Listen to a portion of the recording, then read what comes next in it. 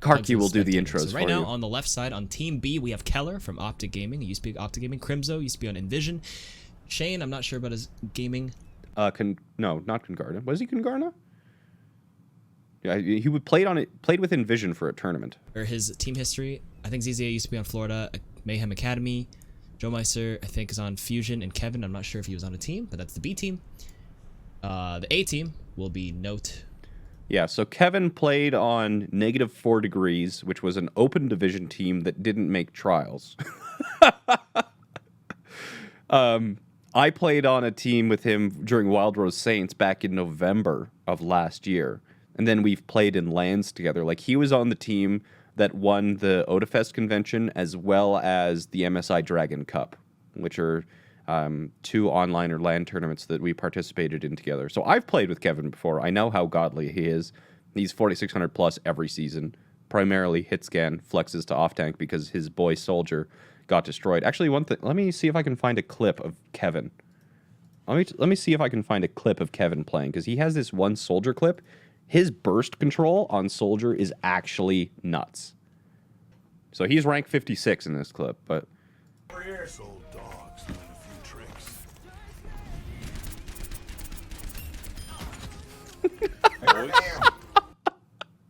Back to this. From Boston, Agilities, XQC. That's sure for Yas Dask, I'm pretty sure. Yeah, Kevin's playing off tank right now, which just makes it that more impressive, right? He's primarily a hit scan main, flexing to off tank because he outperformed the vast majority of the off tanks in tryouts. Sure. Rolf and Banny. Hold on, sorry. I'm gonna double check. Basically, Kevin went into this knowing that he couldn't compete with Keller or Surefour for hit scan, so he didn't try out for hit scan even though that's his primary role. He tried out for off tank. I'm going to make sure I guess he recognized that there was no one else on the off tank role except for Note. Sorry, right now. You in Canada? Yeah. Yaz Dazkafraz is Surefour. Why he was playing on his ult, I don't know. But hey. I'm going to be kind of casting and watching mostly third person once I tweet this out. Give me one moment, guys. Incoming in 30 seconds. So at this point in time, they're just memeing, by the way. You know, you always got to meme and spawn. I'm not going to swap back just to see the comms of them memeing themselves, but they're going to run something entirely different. So in the first 2 maps, so Sword is going to be managing blue team. Sword is managing blue team. I'm managing red team. And one of the main things that we're going to be doing is we are going to have agilities on Genji for Gibraltar because I wanted to see his Genji playstyle and then directly compare it to Mangachu's Genji playstyle. So they are going to play dive here. They're going to play Genji Widowmaker dive. When are you going to sub Tasumi in? I don't know. Tasumi is a hard one to get a hold of. Some guy named Surefour keeps taking her messages. Show Chayne, XQC, and Mangachu. Nope, Pizza's projectile DPS. Also flex. I'm gonna go focus on one person right now. 1 second. So there's gonna be this initial fight for bridge, which is pretty standard. And then let me just tweet this out first before I go third person.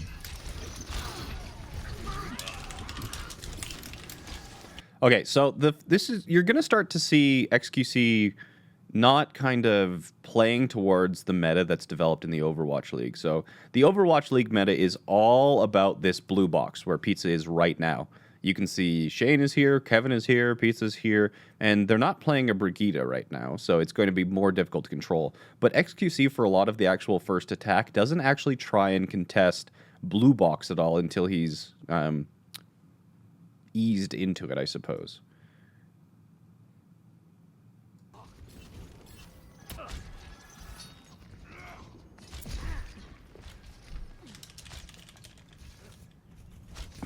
All that effort just for a Venom Mine.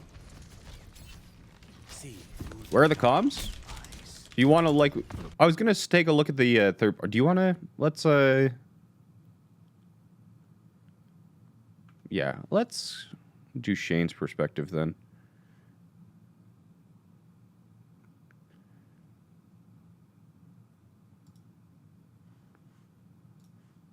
We'll stick to the comms videos then, if that's what you guys would like.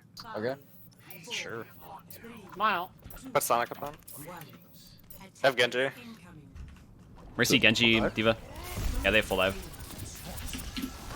No Tracer probably would have. Nice. Nice shot. I can't deny res here, I don't think. Without yeah, I can't deny that. It's too far. It's okay. I'm gonna back up to the blue box. Can I just back up here? So they're already talking about blue box. You always kind of like token fight for bridge. If both teams do it right, there's nothing either team can really do to, and it's not really worth over committing to try and taking this area. If it is uncontested, then you can do, if the attackers leave this bridge uncontested, then you can get some really early like cheeky frags and then jump back out pretty safely.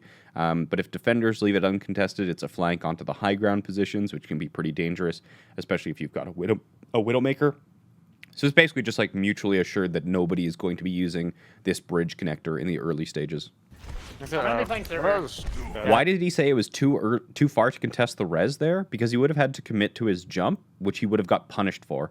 If he had committed to his jump, they could have knocked him off the high ground. He would have been out without a cooldown and gotten killed pretty quickly. So he definitely didn't want to go outside there. I think we should go server. Okay, backing up the tarp. Yeah, I'm gonna fall back like all the way. I'm keeping Sonic up top for you. What is pressuring me? Bucky's jumped up top. Yeah, they know where I am. So if you control blue boxes, you just have so much control of the map because you can dive anywhere from blue box. You can dive deep, you can dive back high ground, you can dive server. The entire map can be accessed by dive tanks and sniper sightlines from blue box, which is why it's so important to use and control as such kind of like a staging area. So right now, Chayne isn't doing anything here because he doesn't have to. His presence alone makes him a threat to this area that he can, he's got options, and options are dangerous. He's a I trap can't main. really top left. I'm gonna be able to cross. I'm actually gonna drop down. Sonic getting top left. Again. The Widow's just trying to body shot me to try to get an opening. Can we pressure this D.Va out? I had to Monkey cross. push a cart? So, Bucky might jump in. Pressing their tanks here. go Widow. So as soon as they start to pressure blue box, Chayne responds, and Kevin will come assist. Yeah, me. Do it up there. And this is why Gibraltar, this fight can stall out for such a long time. There's quite a few fights in the Overwatch League, I think, where there was actually a 4-minute first point where one team got full held, and there was like 2 eliminations the entire map. Because if both teams play it right and just kind of like jockey for positioning on this blue box, this fight needs to resolve, or the team needs to either... So there's kind of like 3 things that can trigger an engagement. The blue box fight resolving, which is, the first one. The cart being pushed around, in which case you're going to have to send somebody to contest the cart.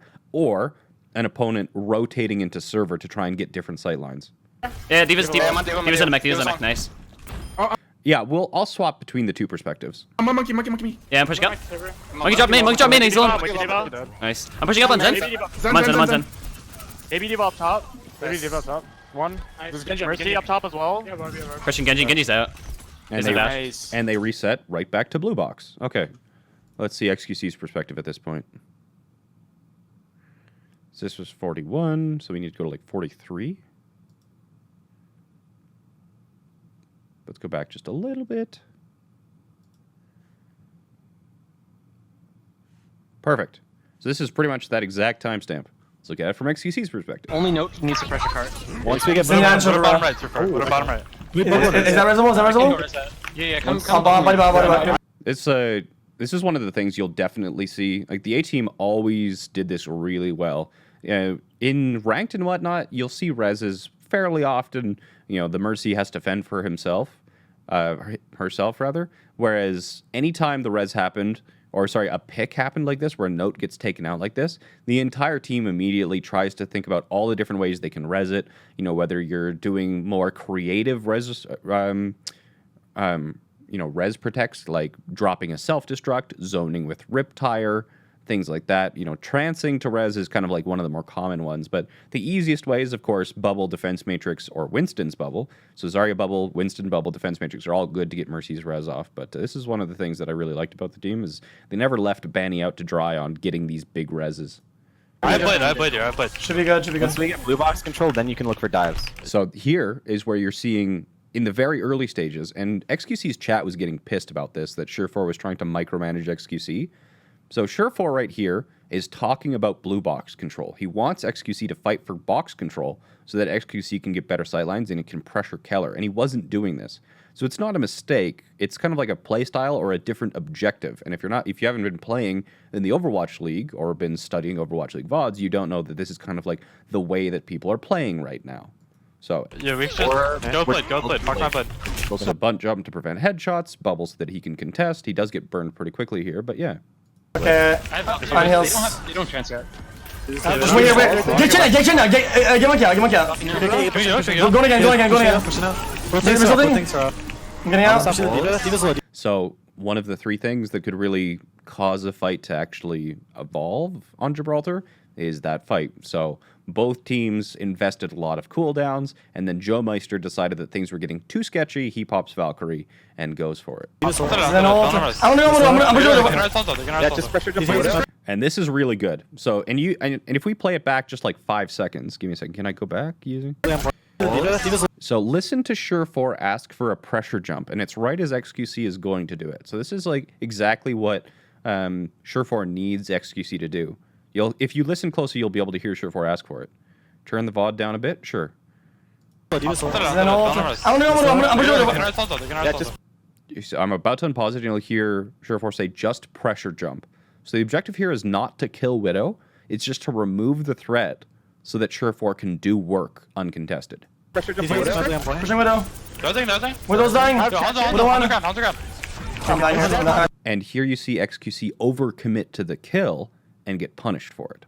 So this is one of the things where XQC is playing a solo queue play style here, and not playing in terms of like a team objective. So this is, it's not a mistake. It's kind of like a misunderstanding of his role.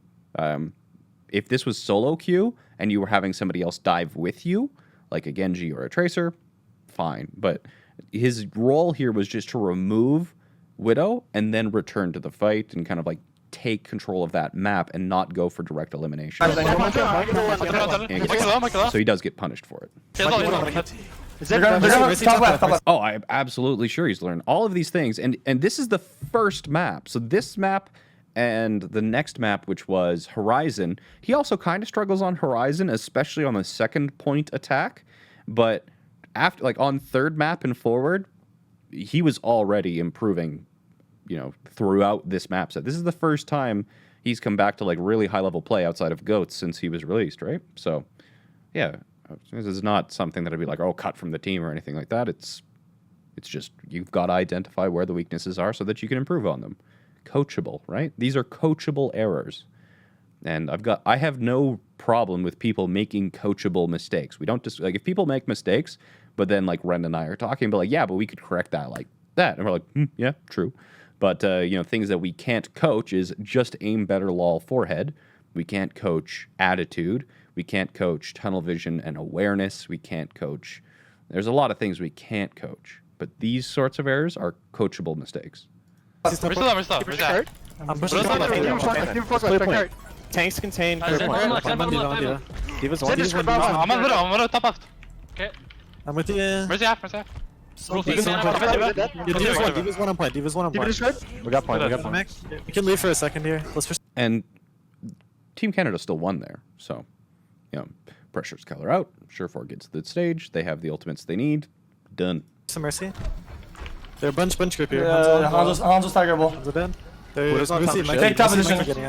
We can chase some mercy. Oh, what up here? Go now.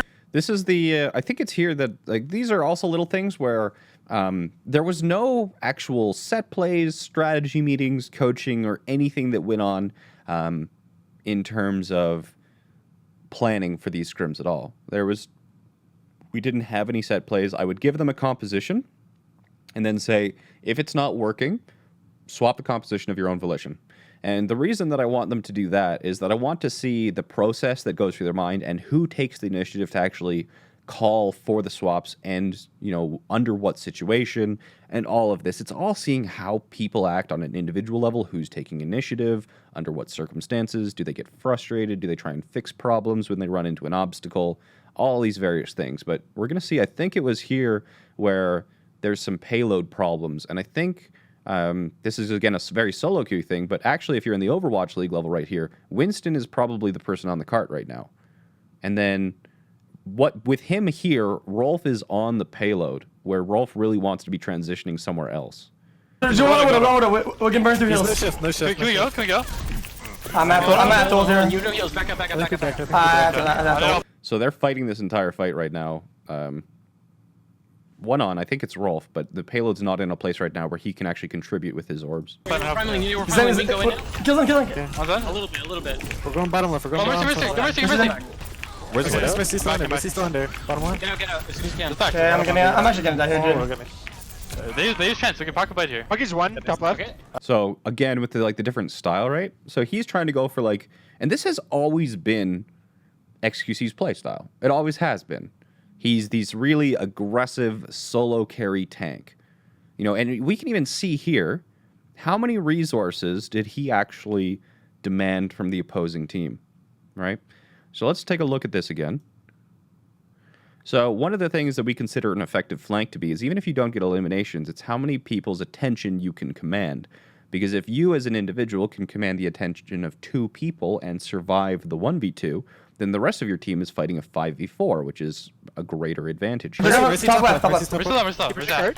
I'm pushing top left. Tanks contain. Diva's one. I'm on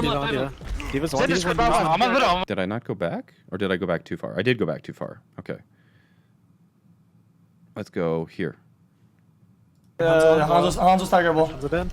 Widow's on top of ship. Take top position. We can chase Mercy. Oh, we're up here. Go now. We can burn through No heals. shift, no shift. Can we go? Can we go? I'm at those here. You know heals. Back up. So the bad part about this style of trying to stagger people is instead of, this is a play style difference between somebody like Chayne. So if Chayne, and we'll look at Shayne's perspective when he goes from first to second as well, but Chayne is much more team oriented, and he would be at this point trying to pressure tanks out in order to get sightlines for his snipers, sort of things. Whereas XQC wants to actually kind of lift the team, carry them, and frag out here. And he's going to demand the attention of 3 people. Kill him. A little bit. We're going bottom left, we're going bottom left. Where's the Mercy still under, Mercy still under. Bottom. So he takes both supports out of the fight, and then Hanzo also has to come back. Get out as soon as you can. Okay, I'm actually gonna die here, dude. They use chance. So 3 people were focused on him at this point in time. Now, good, except he died. So We can park a bite here. Monkey's one, top left. different play styles, different objectives. Sure set. Just tell me Full reset and I'm gonna play it in. Just tell me where Widow is. Wherever he is. Careful, they have walls, Bunny. They saw this right here. Yeah, let's go. Get her. So let's actually look at that same fight, but from Shayne's perspective.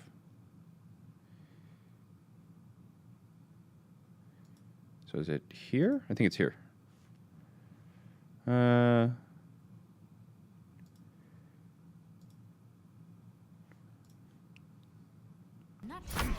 Pushing Genji. They're. Okay. I'm following Genji. Saw me. Slow.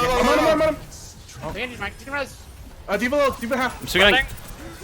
Monkey up top. Pushing Genji. Genji's still marked. I got you. They're gone for me. Yeah. Help monkey. I'm out. So yeah, just both support ultimates there, as well as the Genji Blade to open things up. I believe the Genji Blade took out Pizza right off the bat there. XQC removed Keller. Surefour got value, and then support ultimates to close. Widow Finish man. that off. I'm gonna be on car here. Diva low. Genji left side, bro. Come back right now. I'm mind. I'm with a mind. Yeah, pushing carrot. It's good. I can res. I think we get back. I think we back. Yeah. Okay, so this is the same fight that we're looking at, where XQC is going to move forward very aggressively to try and stagger, and we'll listen to the comms here. Gotta get us out. Yeah, I'm jumping out. Jump. Go Widow. So Shayne's immediate job, right? Keller's right here, takes ship control. He wants to try and hold this space as much as he can. He's probably going to have to back off because of the staggers, and especially because of how aggressive XQC comes, but this is the first job. Nice. Controlling this space. Pushing Here Genji. comes Agilities, here comes Note, and here comes XQC. It's 3v 3, but they've got 2 tanks, and Note himself has the double pocket. They're pushing up. I'm out. Yeah, so Shane's like, okay, you guys are investing more resources into this ship. I'm out. Back out. Yeah, we're not winning this. Get sub other. I'm in. Monkey's going aggro. Yeah. So here, Chayne recognizes the mistake and calls it. Monkey's going aggro, go, especially low. This is, especially, I don't think it was called explicitly, but it should be known that he has Primal here. We can kill him. How can you, Widow? I got you. Monkey's on back left. I'm going And you can kind of see what the rest of the team is doing. Note is already backing off. Agilities and Joe Meister are both here. Pushing Genji. I can't get. Get in Pushing Genji. Yeah. And it's kind of funny because Note is here and Agilities was there and Joe Meister's like, you know what, I'm also out. But this is one of the things where it can be very difficult for a team to make the decision. Note and Agilities are in a bad place here. Because if Note and Agilities commit their cooldowns in order to try and save XQC here, they're also probably going to die.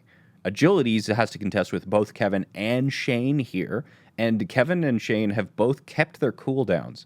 So if Agilities commits, that Genji's going to get fucked. Note here is also trying to just make some space and trying to keep the pressure off XQC as much as he can, but Note is kind of like, I've got to stick and bail XQC out of here. Yeah, just get back. I'm bubbling it, no worries. So not only did XQC's mistake cost Primal, it also cost Note to stay with him to try and keep him alive, and force Note to use Bomb. with you. I'm with you. Which gets bubbled. So both Note and XQC die. Monkey dead. Okay, Widow, Nice. Widow main. We're up 2. They have no tank. Keep healing up. Oh, Peek sorry. me so I can heal you. Yeah, I'm peeking. We're My good. bad. Can you push these guys? Yeah, I'm pushing him Back back. box in. I'm disengaging. I'm not gonna chase that. That's a good. I have Valkyrie again. I'm holding top lane soon. They're gonna have like. They're gonna have Monkey is walls going out bottom already. right. You know, it's just a different playstyle, right? That's absolutely all it is. It's a different playstyle between like solo carry, hyper aggression, and that sort of hyper aggression would work if you had like 2 dive DPS or somebody else going hyper ag with you on the same target. But especially playing with the Widowmaker, you want to play a different style, and this is also probably a style that has been drilled into these Overwatch League players. Is that this is not how an OWL Winston plays, or at least played during Stage 4. Sonic and top left. Yeah, I It's like still that. for me to set up. I'm just gonna sit further I don't really want to have somebody join me. I want to do this review more or less solo. back on They're out top. red. On top. Red. Pressing up Monkey here. Pushing Monkey. They're bleeding. Get in low. Got him. Nice, huge. Let's go to Kirk, go to- Let's separate. Kirk Widow. Sonic and What top left? What top left? She just grappled top left. Okay, so calling cooldowns like that, grapple, super important because you'll want to be actually know if you can dive them successfully, especially with being an 8-second cooldown. That's round 1 complete. My goodness, XQC's VOD is long. Yeah, I'll go. I'm just gonna go touch guard. Back to XQC's VOD here. Where's Yeah, yeah. We can keep fighting. We don't have to force it. Don't force it. Don't force it. Just keep positioning. He's near the door. Is that visible? I can come bubble in. Come here. Bubble in. No, gonna lose neck. Fuck. Oh, Mikey. Push Monkey out. Mikey. Give us also. Top right. Yeah, can we go that? We gotta back out. No, we gotta back out. All the way out. Yeah, force that. For once, force that. Monkey ulted. Yeah, Mikey's out.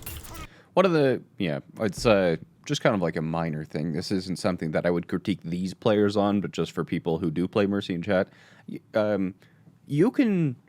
The resable target doesn't always have to be rezzed right away. And the other thing about rezzing is that in order to get to the target and then get back to your target, like get to the target, res, get back to the target, you always have to pay attention to how much it's going to impact you to not be healing somebody while you're rezzing. So the act of rezzing can actually put you even farther behind in healing because you can't heal while you're rezzing. So just, What did I do? Got We have to reset. Yeah, we still gotta reset. They used trans their primal. I don't know if they valked. They probably did, right? Didn't see it. I think they still have it. They used dragon too. Monkey's one. They have Valk Diva bomb. Yeah. I don't know what their walls are either. We can take control high ground again here. They're probably like 75 to walls, but I can walls when we're going. we should go back a little bit and just listen to them ult track here. This is pretty cool. Yeah, can we go that? We gotta back out. No, we gotta back out. All the way out. Yeah. So just listen to them problem solve an ult track. This is actually probably pretty interesting hearing 4 OWL players ult track. Force that. For once, force that. Monkey ulted. Yeah, Mikey's out. What did I do? Got 2. We have to reset. Yeah, we still gotta reset. They used trans their primal. I don't know if they valked. They probably did, right? So that's Banny. That's Banny talking there. Didn't see it. I think they still have Okay. They use Dragon too. Lucky's one. They have Valk Diva Bomb. Yeah. I don't know what their walls are it. either. We can take control high ground again here. They're probably like 75 to walls, but I can walls when we're going in. Just try and take ship control. Yep. So Surefour again talking more like they've talked about the ultimates. They've talked about when they're actually going to be using there, and their objective isn't based around ults. It's based around map control. I'm looking for. Just jump in. You just got the tip. I'm not there. And then we go again. Most of them are in ship. Monkey's on top of it. I can use Valk to get ship control. So there's Infrasight. Surefour had called it that he was going to use walls on the attack. That gives them information about where everybody's set up, and they're going to fight for ship control. Let's go. Hey, walk on out. Go down. Going up top. Jumping up. On Monkey here. Monkey. Then bottom right, hold on. Here's What down, down. Pushing Monkey still. Monkey's half. Monkey fucked up Okay, the I'm jump. dropping inside space. Hanzo low. And this is perfect. We've taken ship control. This makes in the same way that like it's not this exact same as blue boxes on first, but ship allows people, especially dive tanks, to move around the map without having to use cooldowns, and especially deny it to snipers or use it as a staging point to actually attack snipers. So a lot of this like double sniper meta, or anytime you're running like a single sniper or there's a sniper duel, the goal becomes less about using ults to win fights and more about methodically taking map control and then kind of like corralling the opponent here. Right now. I'm like close. Okay, we have ship control. You can take it. He's alone. Then bottom right, hold on. Here's On the ball. Top left. Monkey on the Monkey. Monkey low. Both sides top left. Monkey half. No bubble. No bubble. I played again. What is Pushing top Valk, left? pushing Top left cat? What is top left cat? Just take that. Just fight guard. Just go. Yeah, bang it. One should do that. Do this one. They have walls right now. Push forward. Interesting. I'm with you. I'm at the end. Good. Zen bottom left. Use them. Push hands. Nice. Okay, play slow. Alright, poke me. Ready? Yeah, I'm pushing. Bottom right. I'm Widow one. What is that? Madiva now. Zen. Then bottom off. The bottom off. Take share point. Monkey one. Heal me. Where's Hanzo? Above. No. Handle. Hold it there. Happy tree. Hanzo on point. Diva. Hold focus on Diva. Very Diva. Just baby. Do we have anyone ult tracking right now? No. Yeah, Barely. kinda. I like it how everyone says no except for the two guys who are actually ult tracking to that question. Do we have anyone ult tracking? No. I am, you assholes. That's too funny. But this is, XQC played this a little bit better. Not perfectly. Surefour had identified the location of Keller very early in that fight. But XQC ignored that call and called for just fight point, which is not really what you want to be doing. As long as the Widowmaker can be contested and isn't kind of like being pocketed nearby by two others. If there's a Zenyatta and a Mercy or something, you still want to be doing the pressure jumps because you want to be removing that Winston's ability the Widowmaker's ability to operate as much as possible. And the other thing is that during this fight, especially when you were getting close to actually like calling that the Hanzo primary, there was a lot of talking and a lot of kind of duplication of comms. And although they were all calling the same thing, you're going to see it quite a bit, I suppose, in this map just in general, that there's a lot of people talking and almost nobody listening because there is no explicit comm structure. And Surefour, again here, is identifying that, and I feel like he's slowly trying to work towards that by saying, do we have anyone ult tracking? So they're kind of getting more used to each other as a team, and they're slowly going to have people either cut down on how much they're comming because they realize somebody else is covering it, or talk more because they realize that, we have too much of this and not enough of this. We knew what we had. Did Monkey ult or not? At all? I didn't see it. Everyone should just try and defend it. Either They have Bridget now. Yeah. Yeah, I'm going Back to Widow. Back to Widow. Same. I have walls for this next fight. I think they basically only have Monkey ult coming into this, but they're gonna have probably Valk soon too.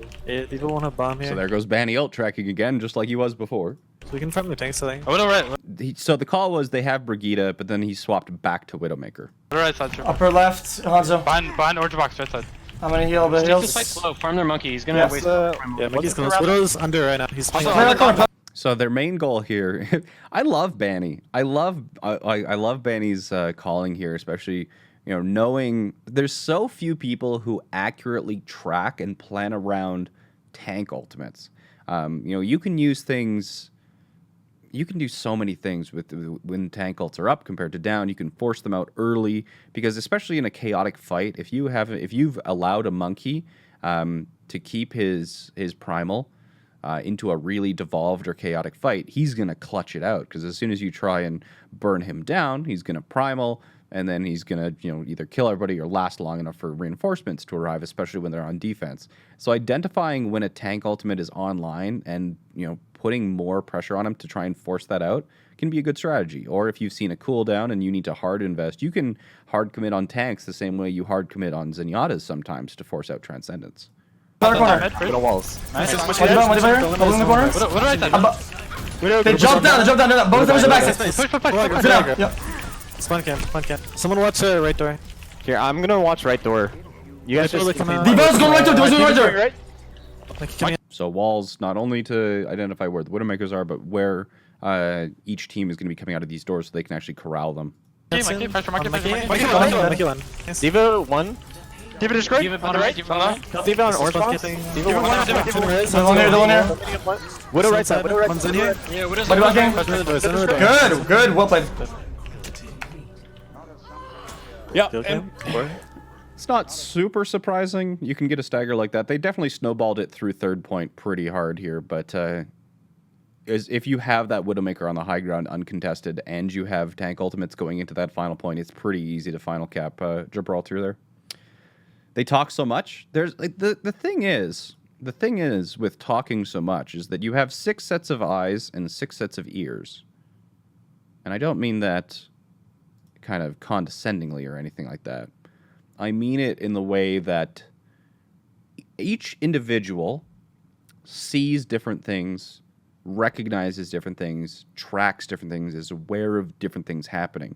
But if you can take the awareness of each individual and give the collective awareness to each individual, then they have a better understanding of what they need to do, when they need to do it, and where they need to invest their resources. So it's really good that you are talking this much. And this is, I suppose, a much more common comm structure, and I think you'll be seeing a lot more of this comm structure as opposed to one singular IGL. So if you have one singular IGL, that the person has a lot of pressure on them, and they have to track everything themselves. They have to make all the calls based on as much information as they can. And sometimes, especially at the higher levels, you'll get the point where the IGL is getting information from other people so that he can make the decision. So, you know, you have really old where you had one person do all the calls, then you have, you know, one person getting the assistance from other people so that he can make the calls, and then you're having this much more democratic and chaotic style of calling. And I wonder, actually, I can't show you who. I'm going to play a comms recording from a contenders level team. I'm not going to tell you which team it is because this VOD is not public, but I'm going to play a recording of a VOD for you of a team that uses this comm style and took it to the absolute extreme. So this clip that I'm about to play is from Sombra Dive Meta. So I'm gonna put the comms pretty loud, but I want you to listen. And what's gonna happen in this comm segment is this team had a very, very, very democratic style where any individual can become the shot caller or the target caller. So what's gonna happen in this comms is that you're gonna hear that the Sombra finds an opportunity to hack a Moira. The Moira gets hacked and absolutely fucking decimated. And feel free to try and guess which team this is. I doubt anybody will get it right. But just listen to this comms recording. Downstairs. I need help, man. I'm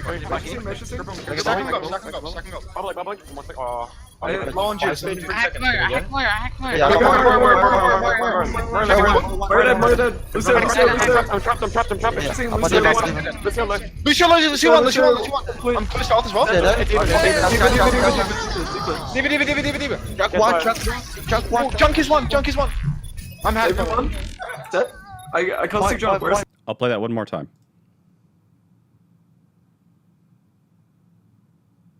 And this is controlled chaos. If you are not one of the ones playing in this team, it is so hard to understand what's going on. I need to peel. Sober TP, sober TP. Wait for the somber call and then listen hard. Low on juice. I'm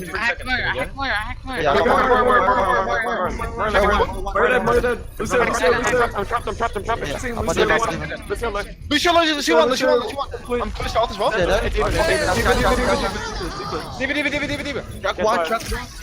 Junk is one. So that's the style of comms taken to the absolute extreme. That's very, very, very extreme. Where you have every person has an opportunity to everyone has the opportunity to call something, and then if somebody else is going to be following on, they almost echo what is also happening, so that they confirm that they're following that call by echoing that call. You know, you get the you go like that, and it makes more sense to the people who are actually playing the game. Because when you're actually playing, you have a better understanding of which voice is which character and what they're doing and what you're supposed to be doing based off of that. But when you do have that style of comms, so we have the one extreme where you have a singular IGL calling everything, and then you have the other extreme where you have everyone calling everything. The challenge is finding the most beneficial balance between those two extremes, in that you want people to get as much information as possible, and if somebody sees an opportunity, you want that person to be able to communicate the opportunity or the plan to the rest of the team, but you don't want to have so much information that you can't parse it, communicate it, or act on it. Because if all six individuals narrated exactly what they were doing and exactly what they were seeing, you would have the theoretical maximum amount of information, but you would have six people talking and nobody listening. So that balance of trying to have as many people talking, so you have as much information passing between players as possible, where it is still understandable, and you're still having people not only giving information but receiving information, is the real art. And with Team Canada, I want to push this to have as many people talking and giving useful information as possible while still having it being received and interpreted. That's definitely Toronto Esports. You're definitely wrong. There's nobody. I don't think I saw a single person guess it correctly. But yeah, I don't think I didn't see anyone guess it correctly. So anyway, let's get back to the VOD. Oshtek Warriors are Saudi Arabian. Their comms are in Arabic. Good guess, though. Good guess, though. I like somebody guessed a Saudi Arabian team. Makes sense. Okay, so here, when we're talking about the actual defenders of the defenders. Oh, man, I almost said the defenders of the blue box as if it's some, indie... There, I just made somebody's band name. Defenders of the blue box. So here we're seeing the A team going to be defending Gibraltar instead of attacking here. You can keep guessing. First of all, none of you have gotten it right. And second of all, even if you do get it right, I'm not going to tell you. And it was from previous metas, so it doesn't even matter. But so what you're going to see here is Agilities, instead of playing Genji, is playing Brigitte. And you'll see him assisting the tanks in controlling the blue box here. Whip, just so she doesn't get a pick or anything, and then you go back to the blue box. Okay. Just call it out really fast if you see it or hear it. We can maybe burst like Genji or something. I'm just gonna say Widow plot. Okay. But everyone try for a little bit, dropping now. Everyone try and tell me where the Widow is. Yep. Yeah, I'll call it every time I see it. Monkey just script. And this is, what a perfect segue. What a perfect segue into this. When I'm talking about I want any of the 6 individuals on the team being able to communicate information, the people are already saying everyone has a role in locating Widowmaker, which is perfect. Because Surefour is limited to his sight lines. But if a tank, fighting on the front line, fighting to contest, or even scouting purposefully to try and find this information, knows where the enemy Widowmaker is, that information needs to pass for Surefour so that he knows how to play, whether to take the duel, whether he's at risk, all of that. All of that. Alright, I'm backing. I'm going blue. Hey, Arrow. Looks like double sniper. How you doing? I'm shielding your blue. Yeah, Han's a little. You trying to slurp scrim strats? Sorry. See, my whole idea with coaching Team Canada, Arrow, is if we don't know what we're doing, how could you possibly know what we're doing?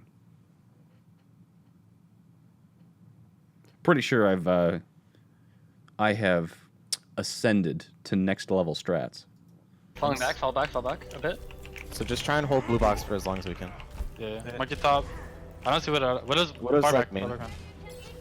My shield's almost broken. Yeah, I'm going cat. I'm backing. I'm charging shield. I'm gonna scuttle a little Can you bit. keep the high ground? I'm not peeking the high ground at all. I have a deeper. I need top off. Top off. They're about to go. So this is where you see people, and the Gibraltar defense is more or less standard right now, but you're definitely seeing that all of these OWL players, and I noticed it when I took, the OWL players, and you put them all on a team, they all want to play the strats, and they want their teammates to play how they play on their teams. And it was kind of like, Surefour especially, I think, fell into the trap of saying, this is the correct way to do it, when what he actually meant is this is how the gladiators do it. And he definitely came across when he was actually trying to, especially direct XQC at points in time, saying, this is the way, the one true way, the only way, when it's one of many options, and it depends on a lot of things. But one of the benefits, I suppose, of running this strat on Gibraltar defense is that almost all of the teams play it the same way. So this is kind of all of the Overwatch League players being on the same wavelength. XQC, Surefour and XQC have been talking throughout this map, and they talked during like the split between maps about the role here. So this defense actually goes off really well because of all the OWL players have practiced this defensive strategies over and over and over and over again. What is top right? It's only Devon. Need the orb. Monkey here. Send pushing. I'm gonna hook It's shot. okay. Monkey here. What far right? Yeah, she's still on I have David just grab point. Widow all the way across, bottom right, yeah. Yeah, what is so far right? I'm gonna get this guy with you. You can rotate. So one of the largest weaknesses of this composition, like one of the worst things that can happen, is your Widowmaker getting taken out. And the problem with your Widowmaker getting taken out here is because if your Widowmaker dies, the chance of your Mercy being able to res that without investing additional resources is pretty low. So you can see how much importance this team here has put into identifying Widow's location and actions above almost anything else. If we're talking about what the comms content of this fight is right now, about 90% of it is where is Widow, what is she doing? And that's all so that Surefour can have an advantage in the Widowmaker duel. Widow's still not. Okay, I died. Widow Widow is all the way bottom. Zen's in server. Zen server. I have to discord on top Okay, of I'm at the pressure. I'm assuming. So note goes up. A server rotation, the server rotations will force a fight for one of two reasons. Either they'll actually take control of server, and now they have, not a perfect crossfire, but they do have two different locations that they can operate out of, as well as it exposes Blue Box and anybody on the high ground, so that you have to engage in some way. The other reason why server can actually prompt an initiation is the fact that catching a team in rotation is very powerful. And I believe that's what Note is doing here, is that if we're seeing that there are actually people moving into server, the people who are in server can't assist the people who are on plat. And Note's boosting up there. XQC dropped, but there's other people also on the high ground. And Surefour has sightlines onto some of plat from where he's standing. Widow plat. I'm gonna go on her now. Just put it. She's out. They're counter diving. And now instead of pursuing like you did at the first, it would have been absolutely insane to pursue there. But you are see even before XQC recognizes that he can't pursue, he's calling just pressure. So Surefour has said this to XQC, just do the pressure, just get on them, and he's responding to it and doing it. It's fine. Below.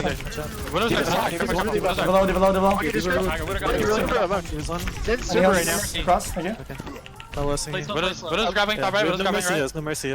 But it's super important to realize that different playstyles are not mistakes. They have pros and cons, and just like overextending is only overextending if your team doesn't go with you. Aggression is only like back to like the selfless analogy. If you take the selfless, a team where all of them spawn camped, and you put one of those guys on a different team and he still tries to go in that same playstyle, he's going to feed his brains out and look like an idiot, whereas that playstyle would work on a different team. So it's just, oh, hi, XQC, how you doing? It's just getting him to, I suppose, play in the way that the Overwatch League players are used to, at least in the early stages. Because once we can get, we're working with quite a few Overwatch League professionals on Team Canada. So I want to make sure that I'm not doing anything absolutely crazy or anything like that. I want to make sure that they're comfortable and that they feel confident. So we're going to try and, take the style of gameplay that's occurring in the Overwatch League and mold our own slight variation of that before we start trying to deviate dramatically based on map pool, meta, anything like that. So, anyway. Supports the server right now. I'm gonna take she jump shot. We're fine. Okay, small back. Yeah. Oh, no, just a little bit. Supports it back. And agility's dropped here. I'm not actually sure why he dropped, but he did, so it's a thing. Still on blue. Yeah, I'm going back to blue. It's whenever you're having, like, whenever you're trying to contest a point, for example, normally it's your diva is going to be the one that goes, and because they can boost back up to the high ground, and diva has twice as much armor as Winston does. He's just a better contester. But if you have the Brigitte drop, the Brigitte can't easily transition back to blue box without actually entering enemy territory. What is small back? So there's different kinds of resets, or there's different ways that you can stabilize, and you'll see it once we get to Horizon Lunar Colony. But there's like hard resets where everyone regroups in spawn and goes forward, and then, for example, if your Mercy gets picked, which is what happened here, so Mercy gets picked here. Mercy just died to Keller. Cross, thank you. Okay. No listening. What is grabbing top right? What is grabbing right? No mercy. Both supports the server right now. I'm gonna take. So it goes to the high ground. I'm gonna take she jump shot. Gets the health pack from agilities, but then he's calling back. Okay, small back. So what he means by this is that we're not hard resetting. They're not attacking us. We're at a disadvantage if we fight, but we don't want to give up too much map control. So what they're doing is they're playing conservatively until their Mercy returns so that they can stay in the fight. A hard reset here would give up too many advantages. So small back is just kind of like, play it safe, back off just a little bit, don't get picked, we're at a disadvantage, we'll be back to even soon. Yeah. Oh, no, just a little bit. Supports it back. Still on blue. Yeah, I'm going back to blue. I'm Make it stop, make it stop. What do That's one right, that's one right. Yeah, he's low. I'm gonna give up. I need it. Yeah, Okay, no, you're gonna be on the off over time. Pocket note. I'm here with you. So this is really good. And Note does a lot of this stuff just automatically without talking. XQC had to. So I think XQC is actually going to get criticized for this by Surefour because he used his cooldown to escape. So one of the things that he should have done here is just drop off the high ground, and then Note should have gone to the high ground, which he did. But XQC wants to drop off without using a cooldown so that he can re-engage on high ground and maintain blue boxes. By using Leap to get off of blue boxes, it gives the opponent a distinct advantage to be able to take blue boxes from the defenders. I'm over now. Widow's still doing it. They're in server. Dude, I'm actually in your world. I'm out. Both supports have Zed out now. Oof. I'm rezzing. Great shot from Keller. I need to play again here. Come back. I'm gonna Keller's the ball right. Monkey. Monkey. He's gonna ulti. I mean, we can burn, I think. got you real feet. I'm Monkey. I'm gonna match Steven now. Hit nothing. Monkey to back. I'm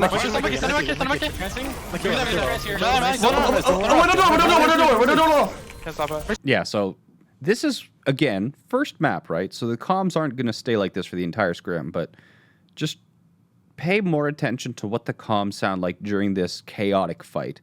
And the passage of information is good during peacetime or low-stress situations, but as soon as shit hits the fan, comms absolutely devolve. And one of the things that a coach can do is try and set a team up for success in chaotic, unplanned situations. So this is not something that I'd correct because it's so early in the team formation stage, But it's just interesting to see who is talking, who is sharing what information, and who is actually using any of the information being provided. Yeah, he's low. So just pay more attention to the comms here.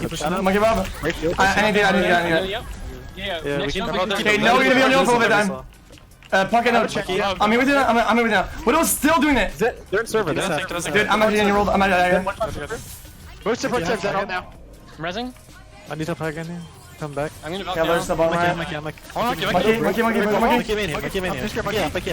has ult. He's gonna ulti. I mean, we can burn. I think. I got you real feet. Don't let him kill you. I'm Monkey. I'm gonna just even now. Hit nothing. Monkey just back. I'm Monkey. Monkey. Monkey. What do you Can't stop it. Mercy low. Mercy dead. Zed. Pushing 40. We're going Zed. Michael on, Michael. Okay. Monkey Chase the low. Diva. Dead. Chasing Diva. Nice. Watching behind. I still have my chance. Hey, XQC. So if you listen to the recording that I played, I didn't tell you what it was compared to the recording there. If those sounded, there was the same amount of words being said, but the contenders team, the recording of the contenders team I played, had actual communication being passed, listened to, and responded to. In this scenario, I think the only two people who were actually responding to teammates' calls were Banny and Note, and everyone else was making proactive calls. So we had 2 listeners and 4 callers. So, how do you coach better listening? So one of the things you can do, there's actually a couple artificial ways you can enforce it. You can have people talk less, and if they're talking less, they're going to be listening more. It's just one of the very simple ways to do. So if you have somebody else on the team calling, then if there's a second person calling and you want that person to listen instead, you can just tell them to talk less. The other thing that you can do is actually have them just physically turn up the volume on the person that they need to listen to. So when that person talks, they hear it louder instead of being drowned out. Like Mangachu, Agilities, and one other guy were really quiet on comms, and this caused their calls to be heard less. In terms of actually coaching it, it's one of the things where it's habit building. You need the person to be able to be actively listening for that information and then acting on it. So one of the key things that's required before you actually have people listening and responding to it is trust. And if your team doesn't trust one another, if the players don't trust one another for their actions, for their competency, for their calls to be correct, if you don't have that trust between teammates there, then they're not going to actually care about what is being said because they don't think it's relevant or accurate to what their individual play needs to do to accomplish. So, there's some very practical changes you can make, which are just the first line of defenses, and then after that, you need to actually make sure that the players are a team and not a group of 6 individuals. Once you have an overall goal and people respecting other people's roles in accomplishing that goal, it can become a lot easier to actually build a comm structure. Who do you think will win the playoffs? No idea. I have GM level aim, but my teammates are holding me back. How do I get out of bronze with all the throwers and morons in my rank? I regret having read that out loud. What are your thoughts on Crimzo? What are my thoughts on Crimzo? One of the things I love about Crimzo is that he always takes the initiative. Always. And we're seeing this a lot with different Zenyatas, especially in contenders. Hidan sticks out as a Zenyatta who does this sort of thing. Unko does this sort of thing. In that they're always kind of looking for openings, opportunities. They're always trying to take the initiative. And one of the things that actually happened is that early on in the tryouts, there was some of the committee members themselves were criticizing Crimzo for not communicating his rotations or some of his actions. But what I really like about Crimzo is that he always probes the opponent for weakness. He'll flank left, flank right. He'll try and peek here, see if he can move forward.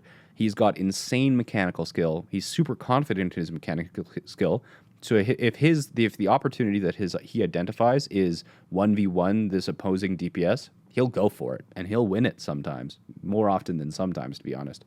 But compared to a Zenyatta like Rolf, he comms a lot less. He comms critical information when it's critical, but in terms of just casual communication with strat calling or planning or objectives or anything. He's much quieter in that regard. Okay. Let's keep going. Coming from across the map. That was crazy. So ults, they use I have blue again. I'll call it a. Dragon. They didn't Diva Bomb, so they have Diva Bomb, and I'm behind your shield. I'm rotating to high ground now. Careful, it's almost. Like, this is OWL practice coming in. Yeah, I'm going back. I'm going back. Walls in at 105. Just back. Just back. Just don't let him get it. Back up. Lol. What is mid? What is mid? Widow's plat. I'm at the pressure. Pressure here. I'll just now. I'm gonna ult. I push him across. Yeah, they're all just grouped on the right side. I'm not up there. I'm not up there. They have no ults left. They're crossing. They're crossing. Like, again, Banny fills every gap in comms with information about ultimates and kind of like what not seriously a tiny bit gay for Banny, but not, and he just does this so effortlessly too. Identifies which ultimates the opponents have and exactly how that dictates the actions of the team. So it's not just they have primal; it's they have primal, so this means that. Someone bottom right. Someone bottom right. Can they be res? Can you jump out? Get out. They're all on On Diva point. I'm with you, Diva. I'm gonna bounce Monkey man. corner here. Widow's on server. Finessing corner. Can we dive Zen main? I cannot. Okay, we can. Okay. We got a force. Down now. Wanna go Hanzo. Baby Diva Discord, high ground. If we can, kill many if we can. Careful. Run for the baby. I'm gonna die here. What? Let's go. One Diva. Zen Mercy up, Mercy up. She's low. Okay, I'll chase Mercy after, I think. I value. We can go. You're ready. Lucky's ulting me. Last fight, use everything. I'm on the Hanzo. Hanzo. On Mercy. Get Mercy. Lucky's still on me. Mikey, get out. Get back a little bit. Get out. Can we go in? Yeah, we can. Zenetta. On baby. More. I mean, not. I'm down or nothing. Okay, pushing the Hanzo. Hanzo. Go half in the corner. Nice. I want to listen to that again. That was chaotic as fuck. I just want to take another listen to who was saying what. So XQC dies here. So XQC saw this Mercy, gets really excited, but elects not to chase. Widow's on server. Finessing corner. Can we dive Zen main? I can't. So this is what to say about this? This is where we don't really have people making calls early enough. We see it, and you'll see a lot of it. XQC calls what he's doing as he's doing it. And then we have this call, which I think it was Note who actually made this call. This is why my recordings always use Discord overlay, so I can see who says things. Widow's on server. Finessing corner. Can we dive Zen main? Was that Rolf? I actually think that was Rolf who made that call. Sounds like Rolf. Oh yeah, Rolf did do this one. Because I think in this fight, Rolf discords the opposing Zenyatta, and then knowing that it's final fight, actually aggressively trances so that they can dive in and kill Zenyatta. I actually remember this fight. But the thing is that Rolf is making this call, and he says, "Can we?" So this is an important distinction when I'm dealing with how different people are going to call. Widow's on server. Finessing corner. Can we dive Zen? Can we dive Zen? And then XQC goes up.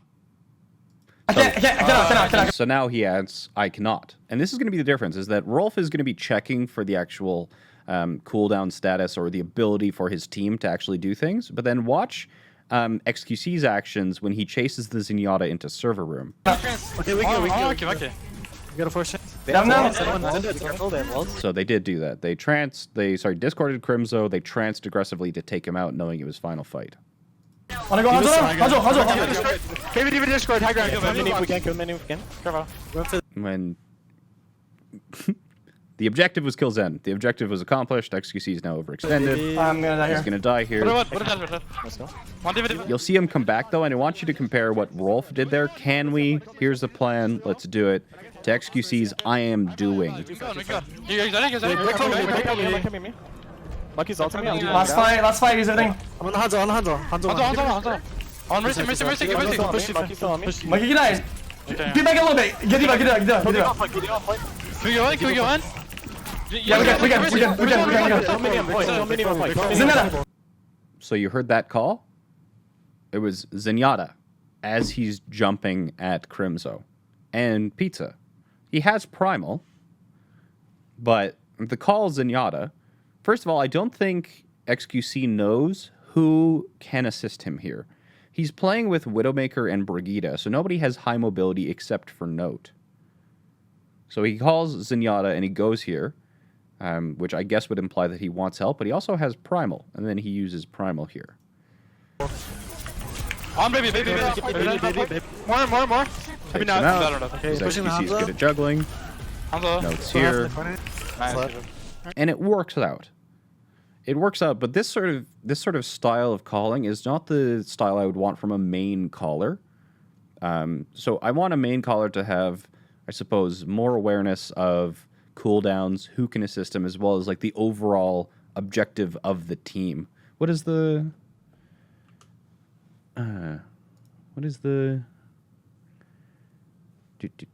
scroll. Come on. No? You're not going to do it for me? Apparently, we're not going to do it. Dang. Okay, I had a notepad, but it's not, for some reason, my notepad program isn't opening. Yeah, sure. Okay, so that was a full hold. Good stuff, guys. But this is exactly what I was looking for this scrim. Legitimately, I gave 0 shits about which team won. 0 shits at all. I didn't care. I don't really care. If A team beats B team, does that mean that A team is the best roster? No. This is the first time that the A team's been together. I want them to feel comfortable. I want them to feel relaxed. I want to see them at their baseline playing. I want to see what they calm when out given direction. I want to see who takes the lead, who listens, play style different, comms preferences, and then I can take that, build a team based on that, and kind of just tweak. Then I feel like a developer of a game where I have a lot of knobs that I can adjust so that we have a team that feels comfortable together with minimal adjustment as possible. Next map that we're going to be going to is Horizon. So the second coach that's assisting me is Ren. He's not really an assistant. He's another coach. And then Sword is the assistant coach. Thoughts on Majesty? Majesty almost made it to this final round of tryouts. He had good comms, not the greatest comms, but good comms. But the one thing that I really preferred Crimzo and Rolf's playstyle over was individual impact.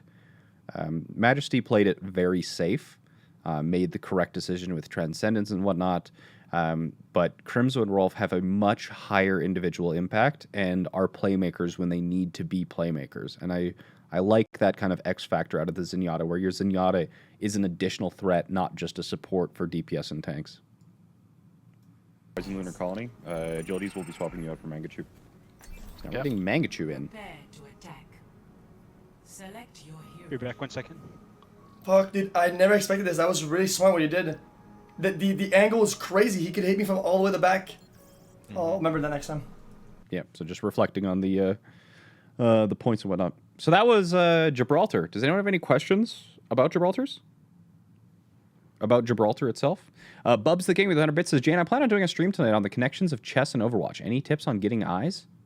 Reddit? Twitter? Probably. If that sounds interesting. Bubs the King is the guy who donated that. So, can you check manga POV? Yeah, we can watch Manga Choose POV for Horizon Lunar Colony. Is XQC's comm style coachable? XQC in general is coachable. XQC is a sponge when it comes to information and adapting to new situations.